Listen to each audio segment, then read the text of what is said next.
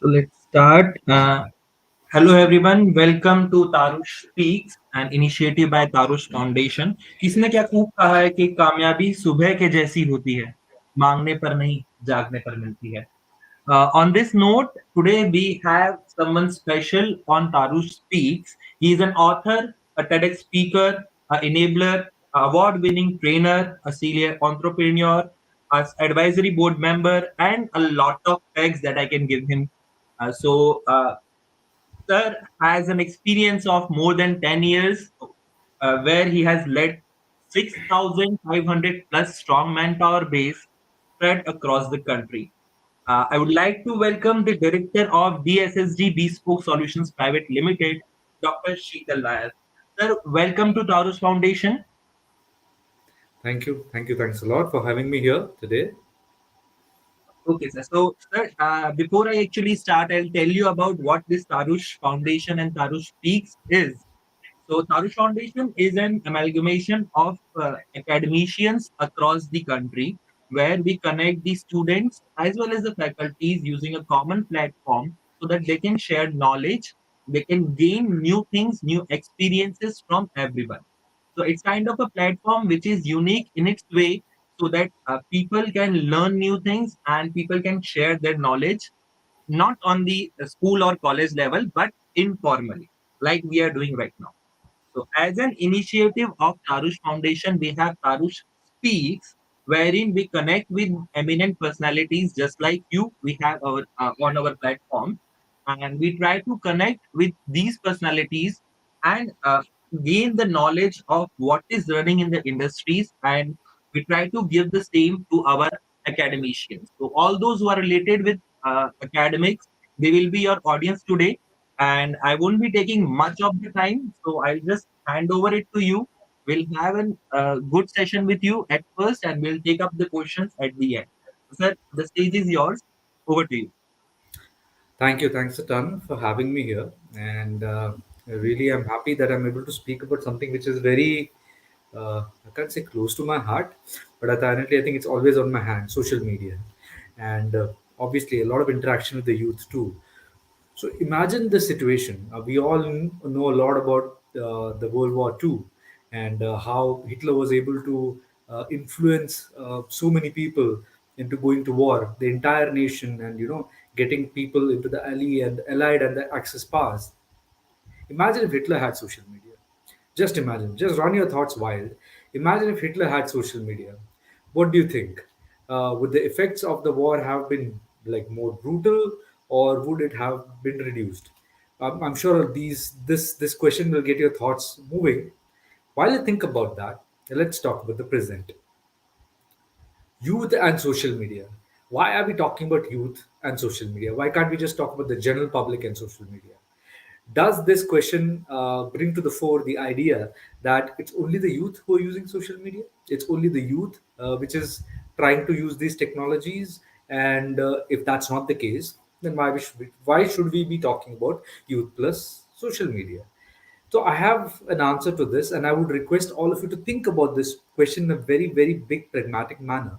And the idea here is that probably teenagers, right from the age of 13 to 14 up to, let's say, 23, 24, with the young teens or the young college going crowd, first time getting into the job sort of an age, that time frame or that age group is the one which is maximum influenced by social media. It's a very weird statement to make.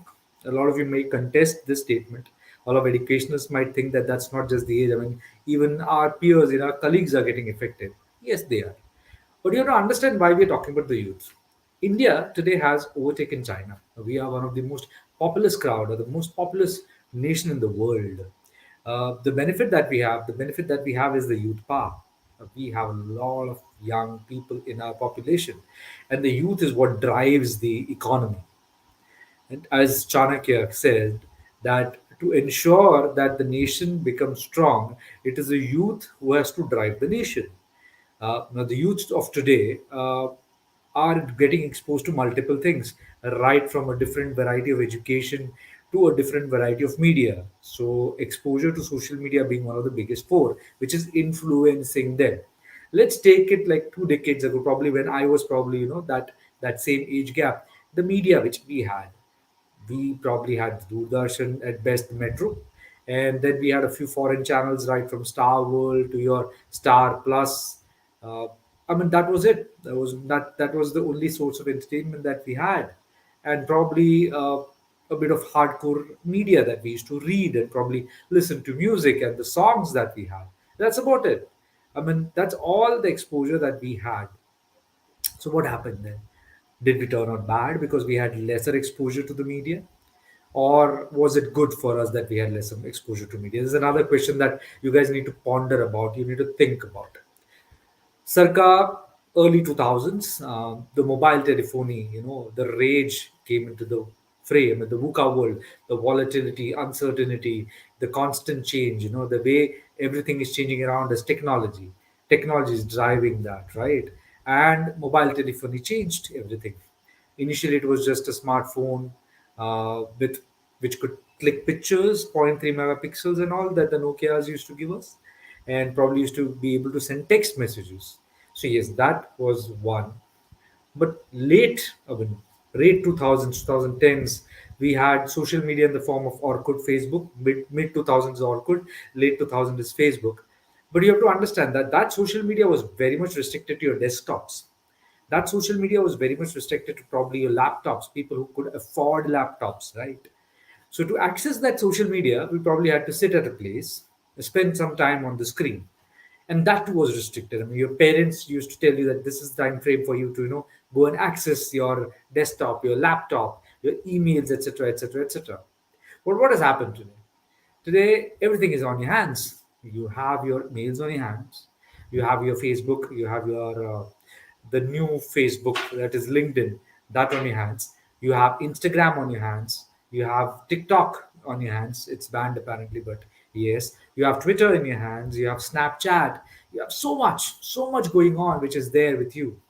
You can use all these things and multitude of these social media applications to connect to like-minded people, to share your processes or share what you are. Invariably, okay, I myself am a heavy-duty social media user. I have roughly 2 lakh plus follows on social media. So yes, I have a verified profile too. So yeah, guilty as charged. But you have to understand this. This is a very pertinent question when I put this across. How many of us use social media to tell the other person as to what we are doing? A lot of us do that. I'm just going to the fancy restaurant to have some amazing dim sums. I'll just take a snap, put it on Instagram, put it on Facebook, right? But that's because I want everyone to know what I'm having. Okay, post that. Let's say I go to this beautiful place where I see an amazing sunrise.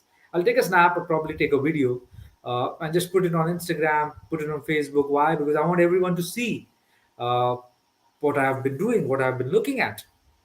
This is the innate need which has come when we want to share information. We want to tell people what we want to do. I mean, did we want to do this prior? Before the deluge of social media, were we still open to the idea to share what we were trying to do? This information overload. Coming back to the first question when I started the session, Hitler.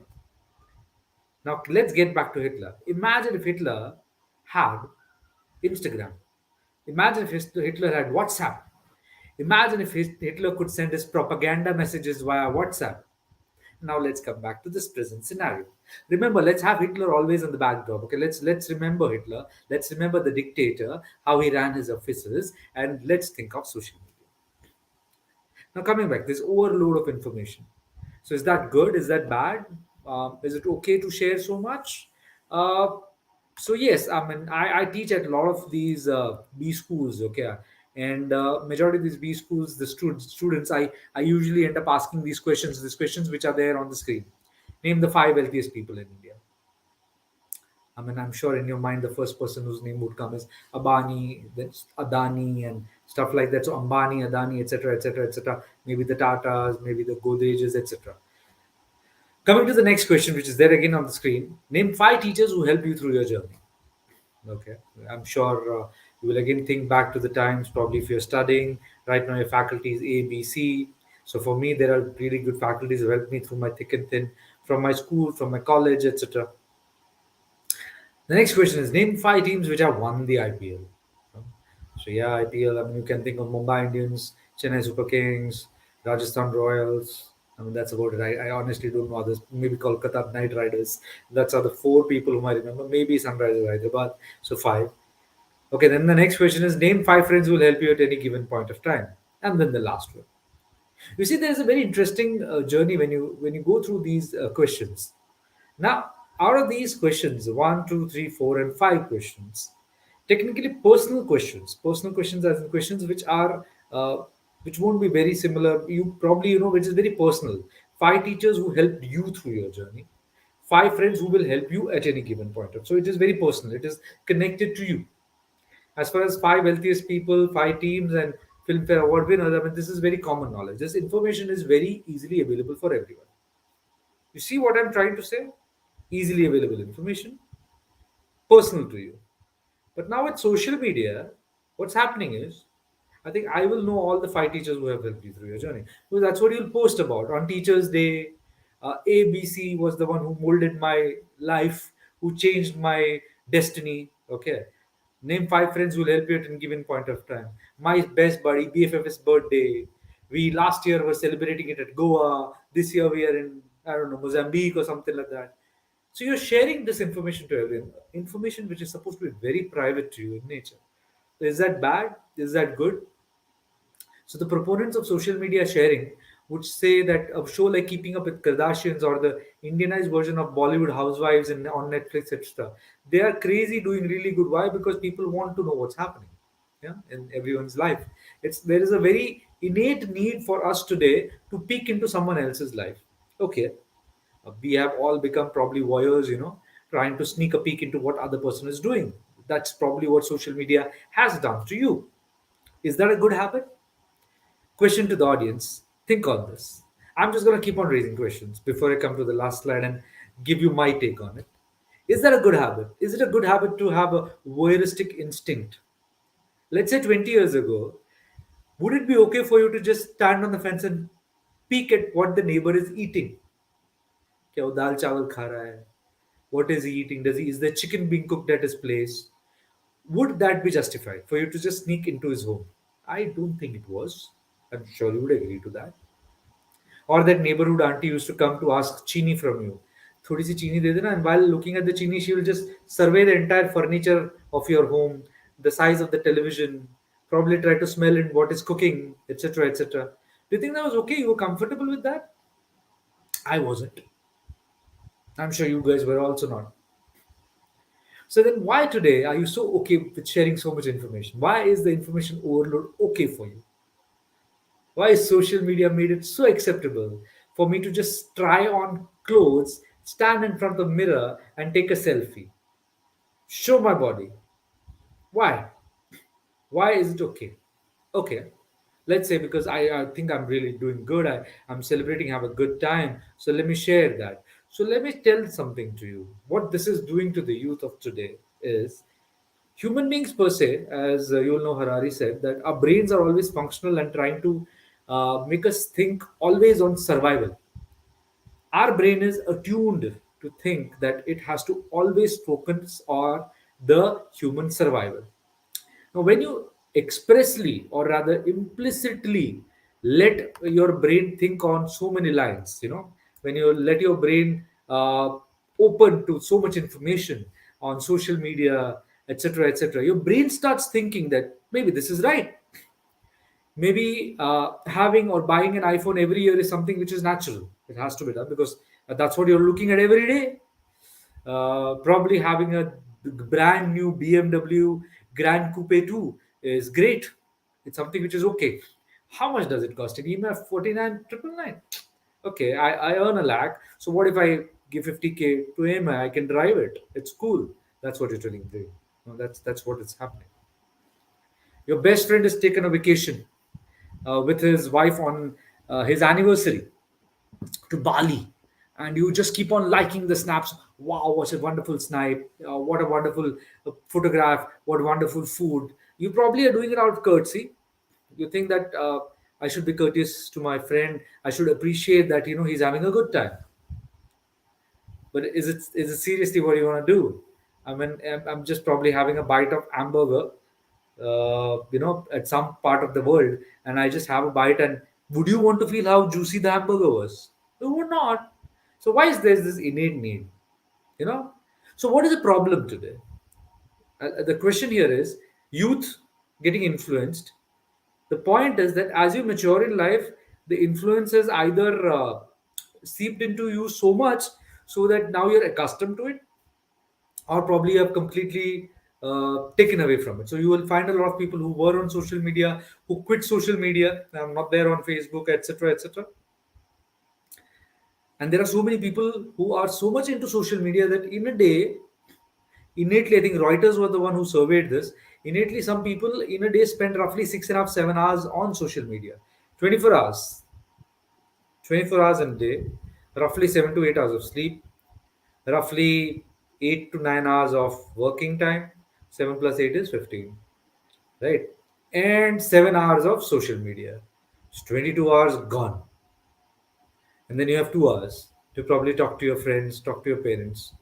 Innately, I've seen couples, okay, texting each other from one person texts from the room to the other person who's sitting in probably in the bedroom, saying that, "Wow, such an awesome movie, right? You want to? Did you see this on Hotstar?" I mean, they would not rather spend some time with each other sharing stuff. They won't do that. They'll just text message to each other. I mean, that's what social media has done to you. But now, why the youth? So you see, Chanakya used to say this, that whenever you want to attack an enemy, or whenever you want to conquer a kingdom, the best thing to do is attack the young, attack the nimble, attack the feeble, attack the weak. The more that you attack the weak, the more the panic that is there.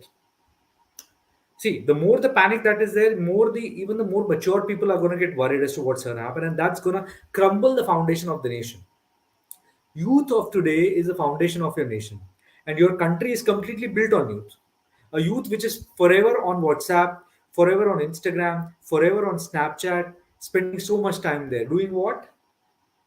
Doing nothing but social media. Is it positive? Yes.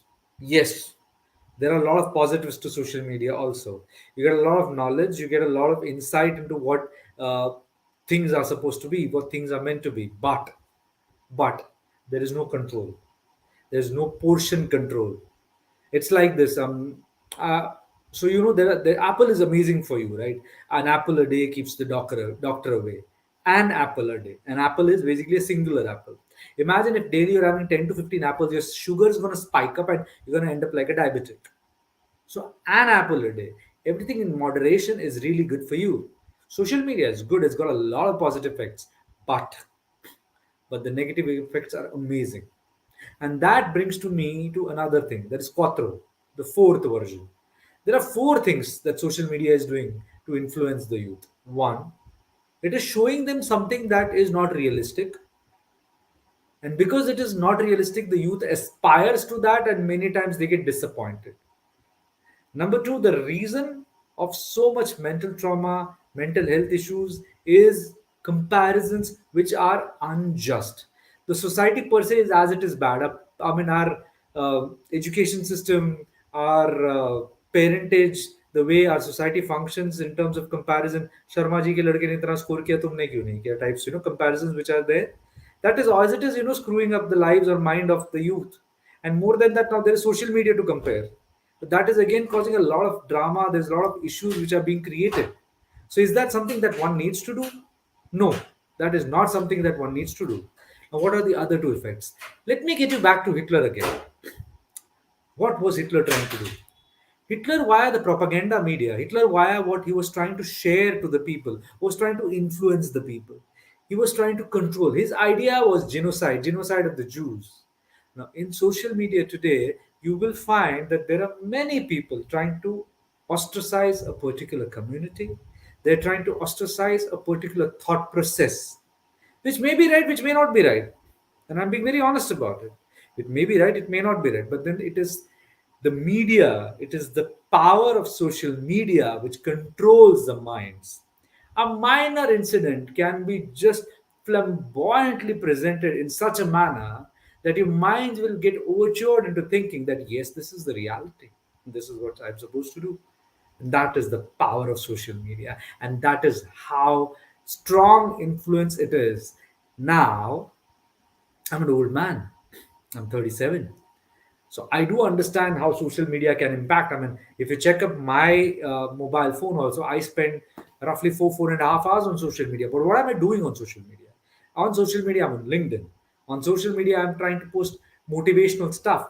What I'm trying to do is I'm trying to reach out to more young people, trying to change and attune their mind into being positive, you know, being green, always thinking in the positive. That's what I am trying to do. I have a very focused utilization of social media.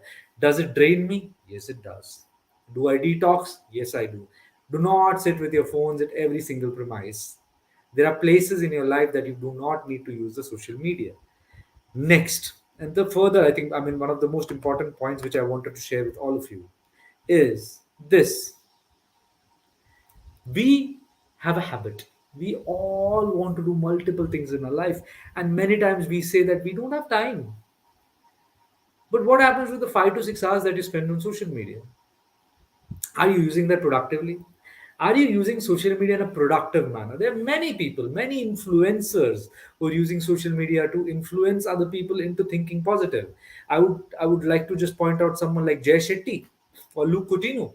Amazing individuals. They're using social media in the best possible manner. Jay Shetty is young. I mean, he started off when he was young. If he can do that, so can you.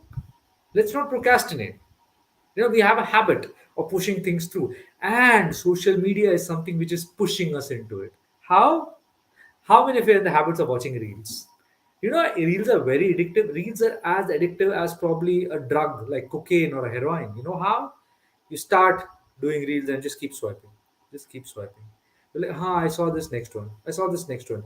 And within no time, you'd be surprised you would have spent 10 minutes.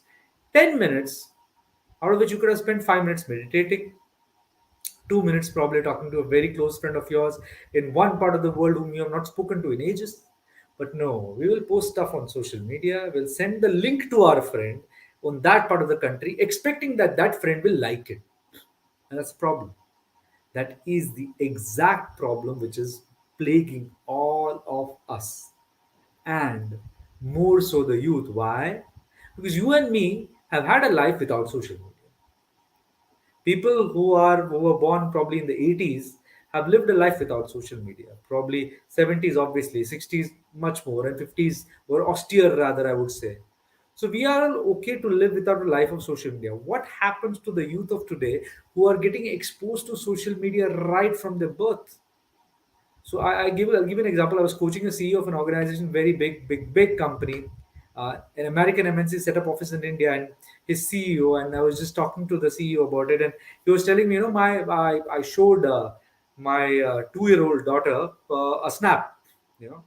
So and in that snap, I showed how. But mother and me, we were getting married, and we had such a good time. The child's uncle and aunt, etc. And you know what? The first thing that the child did, the child just touched the photograph and maximized it. It's a 2 year old child. Maximized it. 2 year old child. And he's like, Sheetal, it's my fault. Because for the 2 year old child, at the age of 1, they gave their child an Apple iPad so that the child could watch YouTube videos. Is it right to do that? I do not know. Is it a good thing? Many people will say you're giving skill sets, you're exposing media, it's a good thing. Is it a positive thing? Maybe.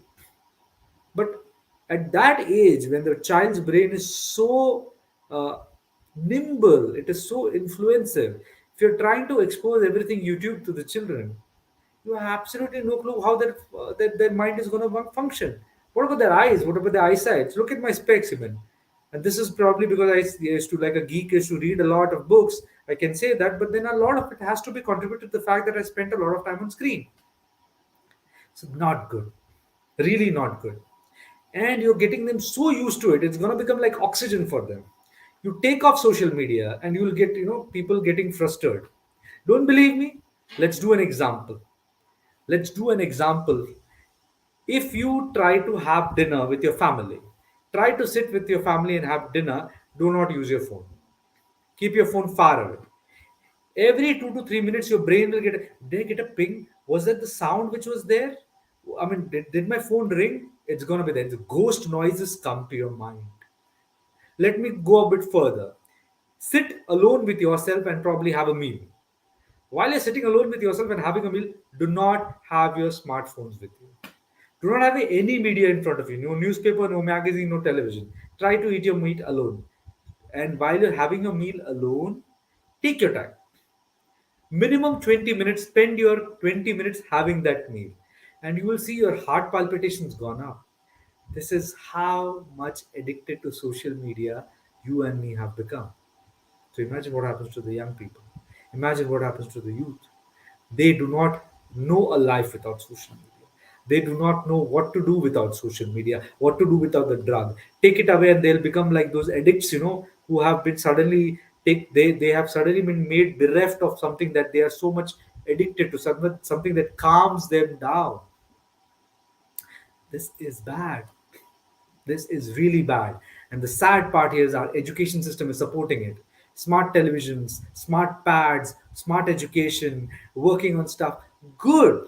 IoT is the next thing. Blockchain technology is going to swarm everything. But at what cost are you trying to push this on people? And why are you making people so accustomed to procrastination? Why? I mean, it's scary. And it's okay to feel scared. I mean, there's nothing wrong in feeling scared. I was scared. I took away social media from myself for a year and a half. Then I rejoined it, built myself up from scratch because I am using social media positively. I have a friend of mine who says, that in spite of me using social media positively, I still get influenced. Yes, I do. There is a harm. There is no way that I can completely utilize to the best possible manner. But coming to the youth, why? Problem here is that youth, the adult franchise that they have, youth of this country can shape the world. Youth of this country can turn everything. Now youth plus social media can be a power to reckon with if utilized positively. Coming back to Hitler, Hitler was an amazing leader. Hitler was the motivator for Germans who had lost everything during the World War One. They had become poor. They had hit poverty levels of crazy. People were not getting bread. People were not getting a proper sewage line. People were not doing well. The health facilities were not there. That is when Hitler rose. Hail Hitler, people used to say. That is what he brought into the mind. He's controlled people, got them attuned. Now, imagine if Hitler would have motivated people, got them attuned, but rather than fighting and killing the Jews, he would have made Germans work positively towards themselves, make them more capitalist, make more industries, make more hospitals, make more education systems, spread themselves across the far and wide of the world. Look at Germany today. Germany is a leader when it comes to engineering. No company can say that they are not using German engineering products. It's crazy. The best cars, Germans. The best machines, Germans. The best engineering technology, Germany. Only if Hitler had utilized his brains positively, today, instead of America, Germany would have been ruling the world. But what did he do? He utilized it in the wrong manner.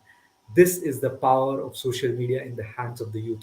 If it is not utilized properly, if the youth of today utilizes social media the way Hitler utilized his own brains, and we are soon looking at a time when social media is going to make young people of India so consumed that they will not be able to think for themselves. And I'm not talking about artificial intelligence, I'm not talking about chat GPT, I'm not talking about all these things. I'm purely talking of social media. It has the power to bring about a change. For every peoply life that you have seen, for everything drastic that has changed, there is a lot of mental health setback which is happening in the small towns, big towns, cities of this country. Right from the sale of adulterated products to the sale of narcotics to influencing people in the wrong manner. There's so much which is happening on social media. Why? Because it is not controlled. And there is no regulatory body regulating it. It is as good as Tor. It is a black net. Social media, if utilized properly for the youth of this country, can transform us into a superpower. We are there, but we are not there yet. We're just on our way. We're there. We're reaching there. If you want to reach there, social media has to be able to change and transform people. It is never too late. We can still do it. But there has to be something which has to be done in a positive manner. We have to think of life in a positive manner. We have to think as to how we can utilize social media in our best possible manner.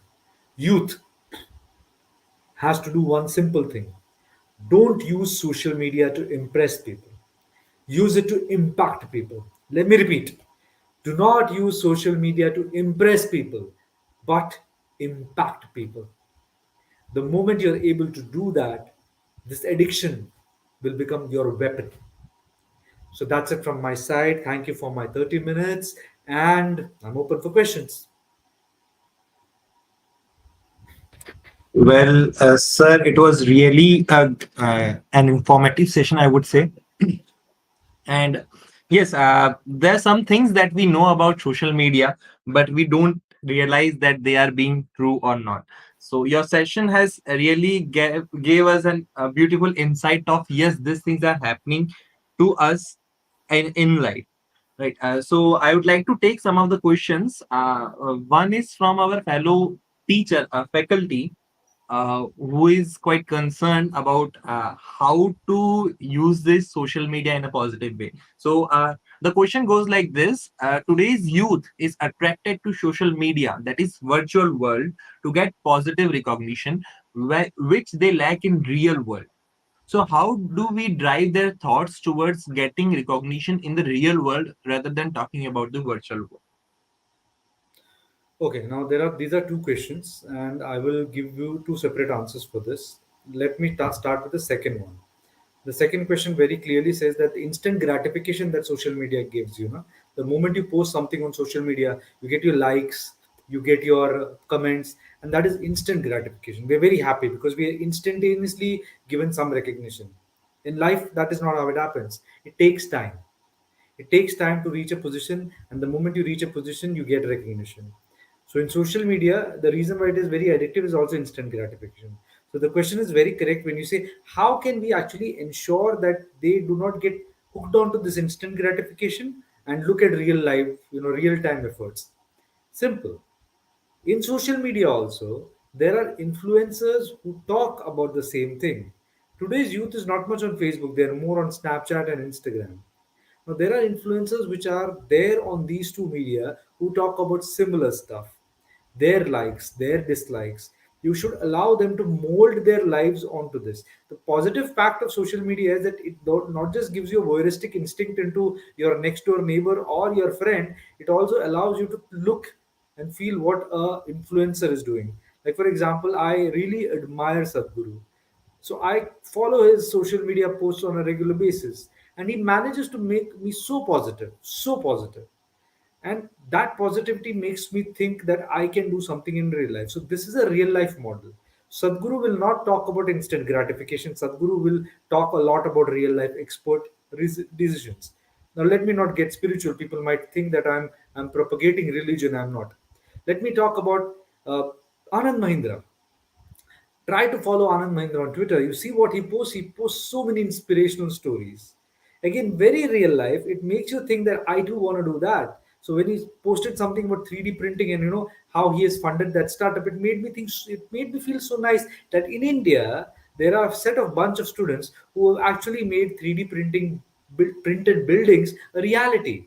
So that makes you feel good, and that makes you realize that I have to do more than just post pictures, post snapshots or quotes online.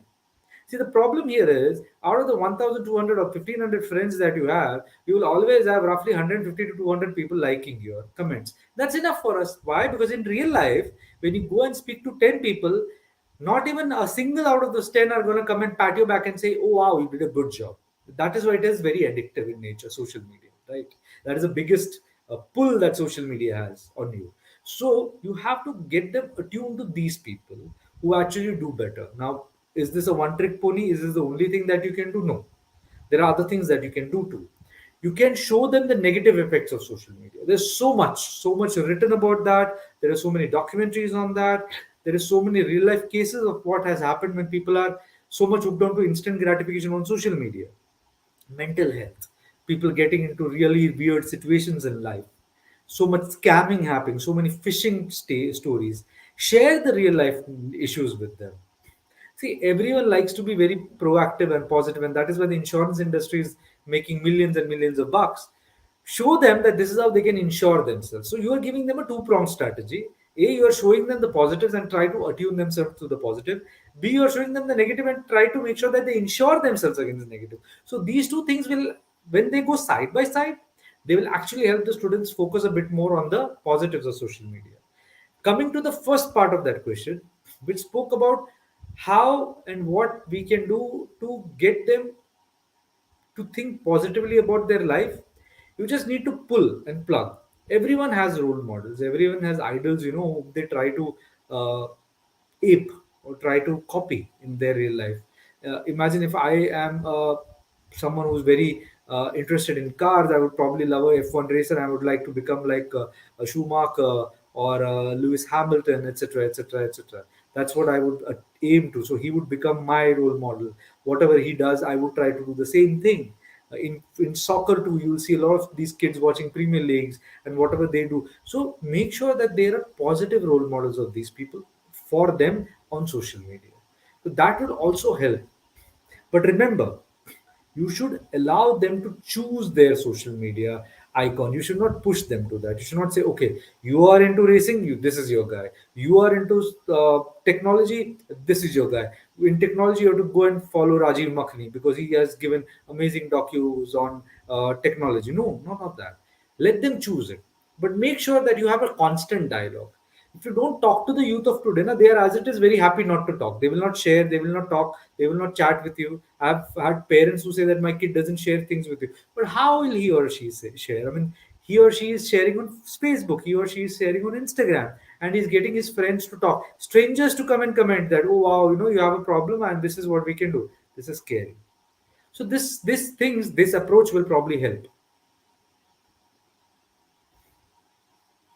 Well, I would totally agree with you. So it's kind of thing which I can get from your words is we should use the social media not to get impressed by the people, rather than get impacted by the people, or influenced by the people. Right. Okay, fine. On this note, we'll move on to the next question, which is by one of the student, that how, as a student, one can more precisely use social media for their studies or to plan their careers or hobbies to career. So how this social media can be helpful in such a thing?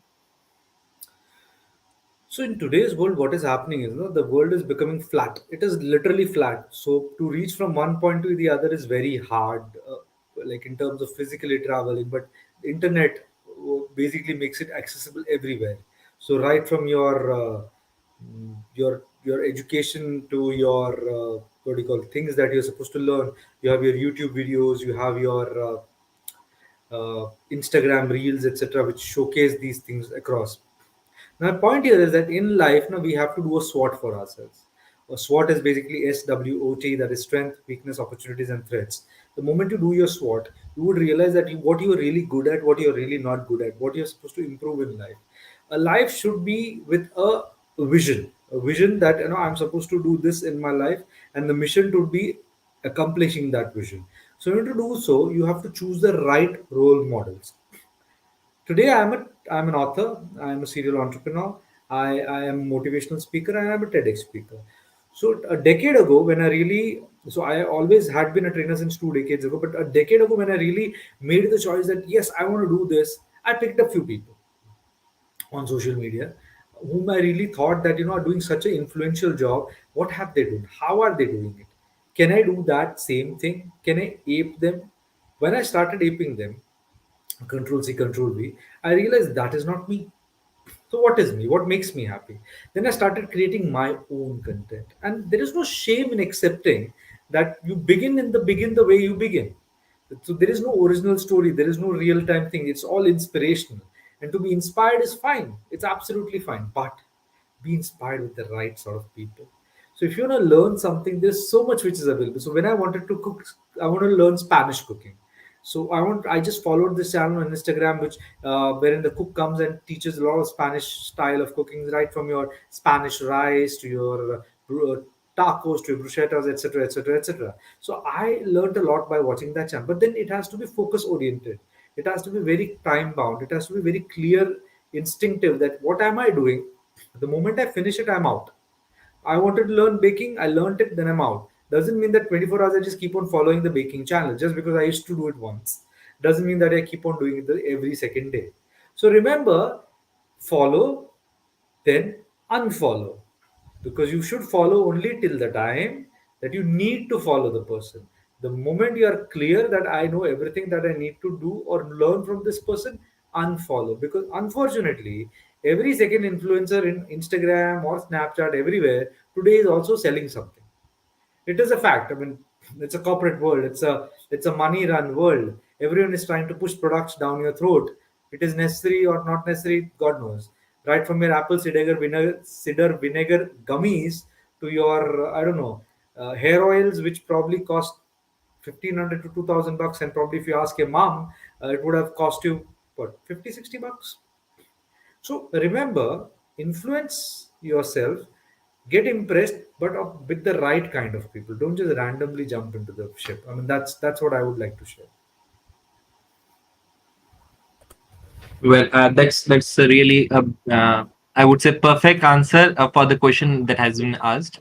Now, another question that I would like to ask is not from the social media, right? Rather than it is about your personal life. So, if you won't mind answering this, I would like to know what was your lower point in your life, and the point where we feel like no, it's too much now, and how you manage to overcome that particular time and be successful.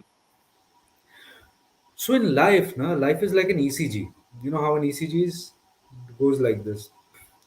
So life is like an ECG. There is not one low point. There are multiple low points. The most successful person in this world will also have a low point. He will have a low point today. He'll have another low point after a month. It is up to you how you pick yourself from there. For me, there have been multiple low points. There have been low points from my education, wherein I used to excel till a certain period in my life, and then suddenly I found myself nearly flunking. And from that point to pull myself up, and this is without social media. There was no social media, but still I managed to get really poor grades. So from that moment to pick myself up and do really well, run a business, hit losses, trust a person, get backstabbed, get into real estate, lose a lot of money. From all those low points, I have been able to pull myself up. And there have been so many people. So remember, in this world, now the world is a dog eat dog world. Our parents basically give us a cocoon. They make us feel very safe. Our friends, again, are the extra padding that you have around the cocoon. The moment your parents are not there, your friends are there. You might like or dislike your friends, but then your friends still give you a lot of cushion. The moment you move out of all this, you are exposing yourself to get hurt, to get uh, beaten, to get beaten as in not physical beating, but beaten in life sort of a thing, to get cheated upon, to lose your light way, to get influenced by the wrong people. But you know what? The more that you get into all these things, and more that you get influenced by this, and more that you fail, the better you become at life. Like in an ECG, you will always feel that the more the ECG is like this, it keeps on moving and fluctuating. Put a ball through something similar. You must have seen this video wherein a ball is going through something which has got like up and down, up and down, up and down, and it manages to keep its speed very up. While if life is like this, you have a ball going through it, it loses the pace. So life is also like that. The more lows that you have, the more vigor that you have to come back. But then you have to have that. For me, I don't know. I cannot point one low point. There have been multiple low points, but the biggest, or rather the one turning point of my life would be somewhere in the middle of 2017 when I met few individuals, and they took me to the moon. And again, as I said, you get influenced and impressed by people, and you trust them blindly, which I did. And then I ended up losing a lot of things in my life. I had to recoup myself and bring myself up to the fore. So that is why I always say get influenced and impressed by the right set of people. Don't just blindly follow people for the sake of it. I tell this to my students also. You may like me, you may like what I've done in my life, you may be very inspired or impressed by me, but chart your own territory. I have charted my own territory. My territory or my way will not be your way. It cannot be. It is absolutely not possible. I like my food cooked in a specific manner. You may not like it exactly the same way. It's similar to that. So don't get influenced by the wrong people. And youth of today are unfortunately very prone to get influenced by the wrong people. And that is what you should not do. I have borne the brunt of it. And I would always advise people to talk to your parents. If you're not comfortable talking to your parents about getting influenced by people, talk to your friend, your sibling, or talk to an adult. And the most important thing, have a coach in life. Remember to have that one mentor in life whom you can reach out to for questions like this. But that mentor in life should not be your inspiration in life. A mentor should not be your inspiration. A mentor should be someone who gives you a course correction. So if you're inspired by someone, then that person can never mentor or coach you. Why? Because you're looking up to that person. Whatever that person says, you'll blindly accept. While a mentor will give you a suggestion, it is up to you whether you want to take it or not take it. Right? You can weigh the pros and cons. I hope this makes sense, but this is very necessary for the youth of today. Well, that's really true, and I like this line that हर किसी के रास्ते अलग होते हैं. Everybody will be having different path, and these words. I can recall one of the famous line by a poet that चलता रहूंगा पथ पर चलने में माहिर बन जाऊंगा या तो मंजिल मिल जाएगी या अच्छा मुसाफिर बन जाऊंगा. Anyways, moving on to the next question that I have. Now, this is, I would say, a really good question, which says that can government use censorship on social media for considering the balance of fundamental right of freedom to speech? Now, as you have seen, right now on social media, we have lot of contents without any moderations or any censorship. So, do you think government should use this censorship, and how, if they do, how it will influence the freedom of speech? So to answer this, I would just draw your attention to something which is very similar in nature. Is capital punishment necessary, or should it be taken off? It's a question like that. And I'll tell you how it is like that. See, censorship is something which is good, but censorship is something which is bad also. Why is it good? It is good because you can control the content. In your home, I'm a father, I have a 6-year-old son. So I ensure that there is a parental control on the television set. I ensure that a certain content is not visible to him. I ensure that the books that he reads are of his age. I ensure that so much so is done. So ensure that his mind is not ready to get information which is beyond his capacity and capability. So censorship is something which is very necessary, and I'm a for it. But unfortunately, the flip side to this is with censorship comes the fact that many times you can actually allow people to control certain information which actually is necessary also. Let's just simply take example of China. If you guys have ever traveled to China, if someone has traveled to China, try using WhatsApp in China, try using phone calls in China. You have to have WeChat, you have to have their own apps. It is completely controlled. Information is completely through the government servers, and government knows what you're.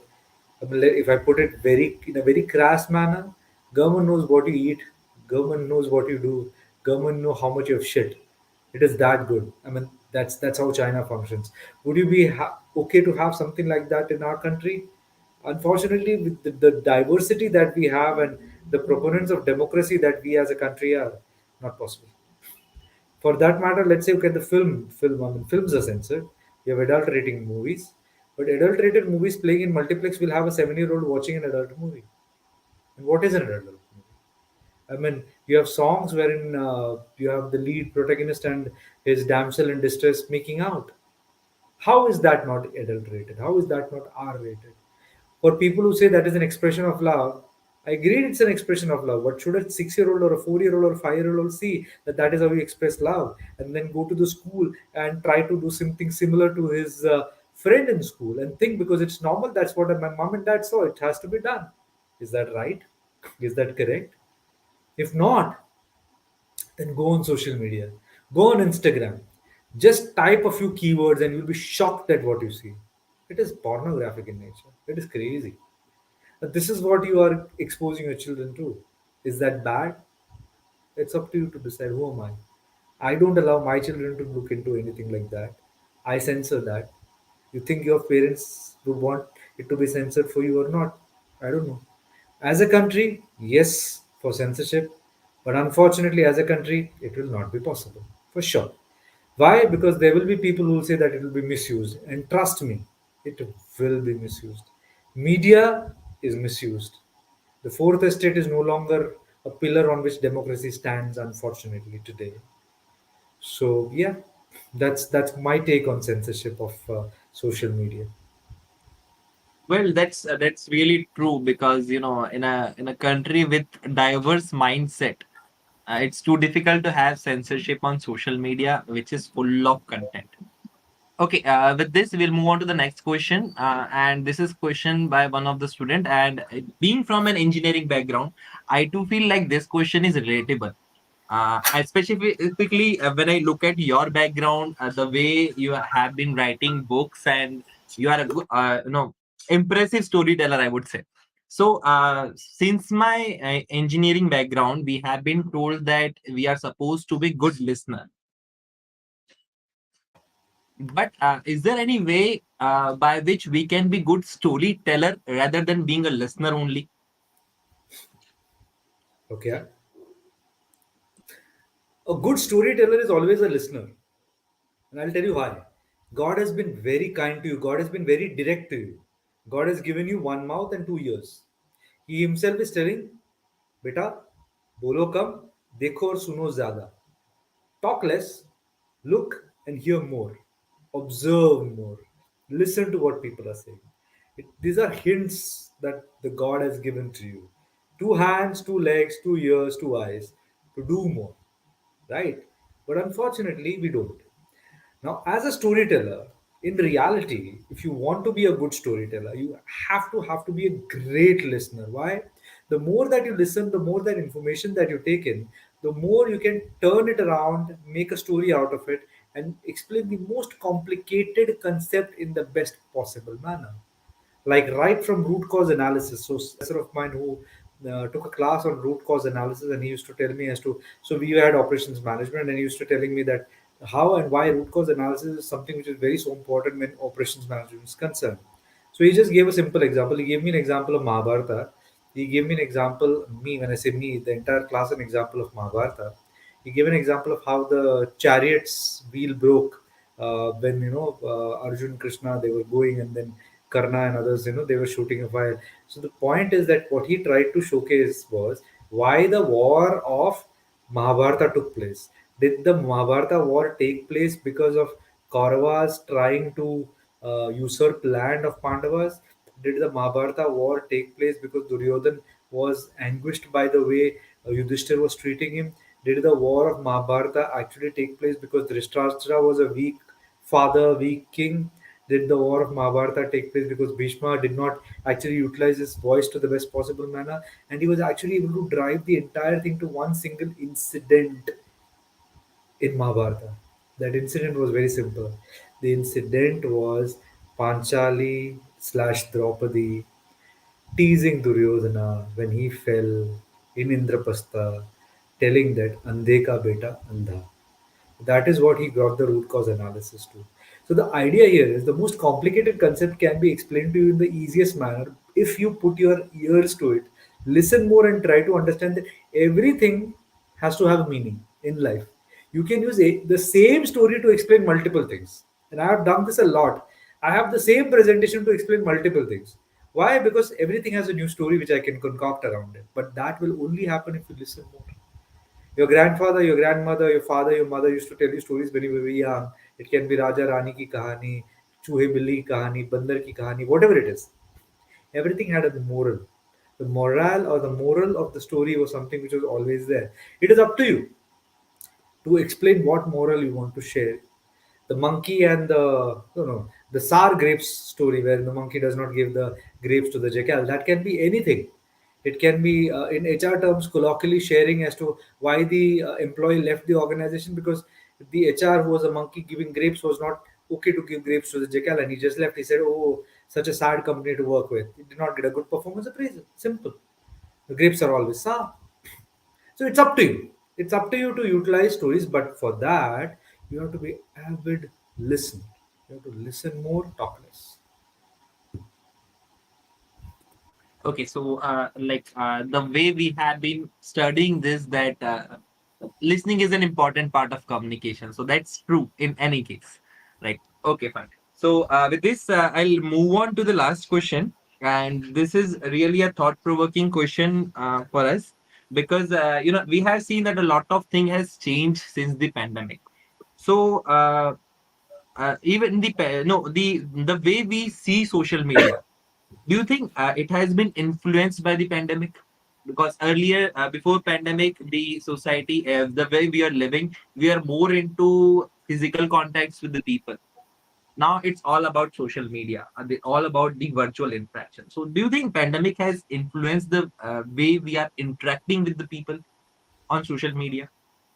So any thinker would tell this that pandemic has had a very what do you call a very weird influence on the way we think as a race. So pandemic caused a. I'll tell you three things happened post pandemic. Pandemic. The first thing that the pandemic did is it fast tracked technology.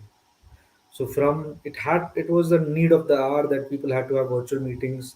There were so many applications like Zoom, Google Meet, your Teams, Microsoft Teams, Cisco, WebEx, etc., etc. Multiple things, I mean, which came into the fray and which put across people from Australia and New Zealand live in India, from India live in US, etc., etc., etc. The pandemic is something which fast tracked technology. Along with fast tracking technology, what pandemic also did is pandemic made us very lazy. See that time when we were home, na, it gave us a lot of time to spend with our parents, with our family, with ourselves. But did people use that productively? So 95% of the people did not do that, and I'll tell you why. All the listeners here who are listening to me, tell me how many of you did petrify the thali? A lot of you did. And how many of you made the dalgona coffee? A lot of you did. What was that? That was use of social media. Social media to influence you. And the moment we did that, we actually told our brain that, okay, this is right. You can get influenced. Let us act upon it. The moment you tell the brain that it is okay, it happens. Like for a homicide, from you ask any detective the same thing. A person who kills once and a person who kills 15, 20 times. The major difference between the person who kills the 15th or 20th time and the person who kills for the first time is the first time person, the first time murderer actually is in an agony. His brain is in a pain to understand whether what I've done is right or wrong. But person who's actually committed a murder 20th time is actually a homicidal maniac. He's a serial killer. His brain is attuned to the fact that killing is normal. It's scary.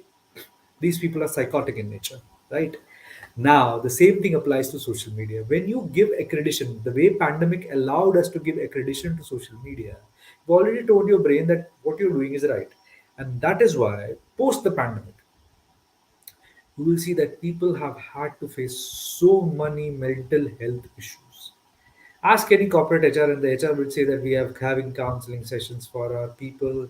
People are feeling bad. Why? Because that time, the time that you spent at home on social media, you allowed yourself to peek into someone's life and told your brain that it's okay. This is the way it is. This is what we need to do because हम तो free हैं, हम तो कुछ भी करेंगे, and this is what we did.